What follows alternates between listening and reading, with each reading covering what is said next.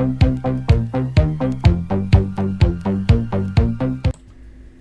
and gentlemen, boys and girls, it's Diego with another fantastic video for you guys from your K1 Visa Green Card channel.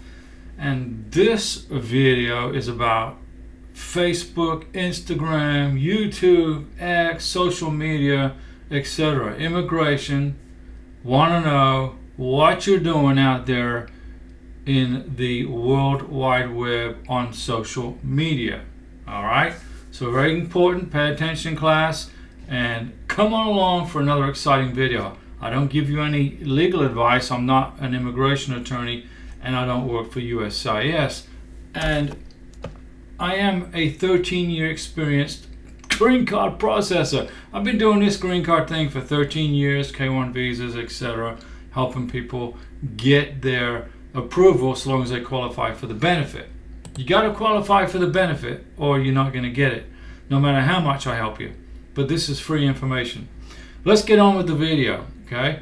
So the review of social media information continues to grow and expand under the Trump administration, which is okay, now impacting even more categories of individuals. And the social media scrutiny has been part of the visa review process since 2016, although it was previously optional. So now it's mandatory, okay guys? So those who are applying for an immigration benefit must have their public social media profiles and provide the government with their usernames for each platform, not their passwords. Keep the passwords under your belt.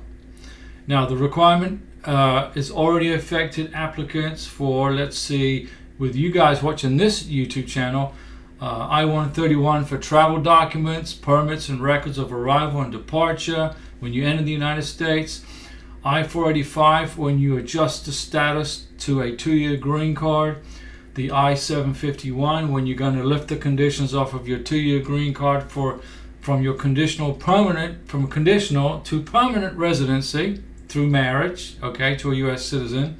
If you're applying for U.S. citizenship via the N-400 naturalization, and when you go for the K1 visa application, you fill out the DS-160 for the K1 visa and the DS-260 for the non-immigrant visas. They want to know what you're doing on Facebook, Instagram, YouTube, X. What are you up to? What are you posting? Immigration want to know. Okay, and it took effect, let's see, on February 9th is when it could be fully implemented. Okay, specifically this notice is saying, this is all, everything has to be put in writing, obviously, in order to comply with executive order. There's always an executive order in there, 14161 as of January 2025, which is protecting the United States from foreign terrorists and public safety and other threats to national security. The Customs and Border Patrol is adding social media as a mandatory data element for even for ESTA applications, okay, ESTA applications. And this data element will require not just K1s and spousal visas, ESTA applicants to provide their social media accounts from the past 5 years. Tourist visas is what I'm talking about here. Let's go over again what I already mentioned. Which social media platforms are being reviewed by immigration? Well, those under review include major global networks as well as regional ones such as Facebook, Instagram, X, used to be called Twitter, right? LinkedIn, TikTok, YouTube, like this channel, although it's not so much Karina.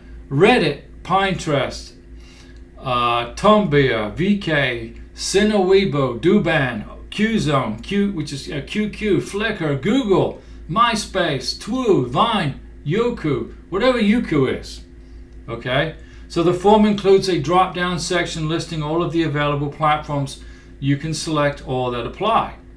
This is primarily on the DS-160 and the DS-260 for the visa interview at the embassy.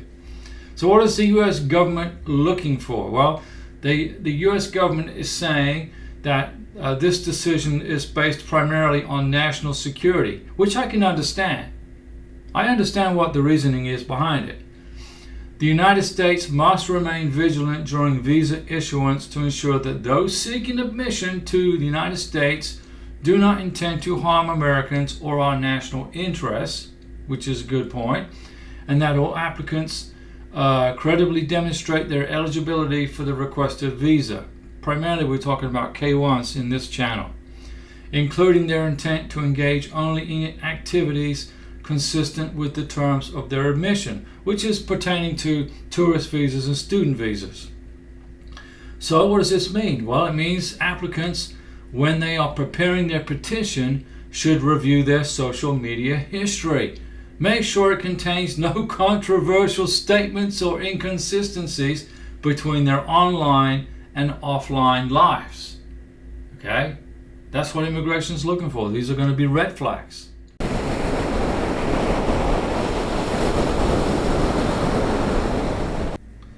So like I said, the government is going to be checking for any connections with groups or individuals linked to terrorism or crime. You know, you could have such as friends or accounts that are linked to criminals, and they're going to verify personal relationships in family-based green card cases or confirm professional claims on LinkedIn. It's also important that your accounts do not reflect any form of immoral conduct. Okay, makes sense. So if you've got a Facebook account, you're going to have your Facebook relationship status as engaged to this person, not you're looking for other people, right? Now, if you don't provide your social media information, will it affect immigration benefits? It's a good question. Well, not necessarily. Okay, you may leave this blank, don't include it, only if you genuinely have no social media accounts. However, if you do exclude it, you must disclose them. You cannot exclude them if you have them. Lying or withholding this information can be used against you as grounds for denial of your K-1 visa, your spousal visa, your green card, etc. Even work authorization. Okay? Green card applications, citizenship, everything. So what if you closed your Facebook account or your Instagram account? Yes, you can still list it. You must list it, okay?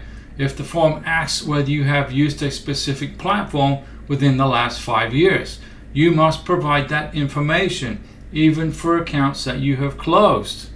Very important.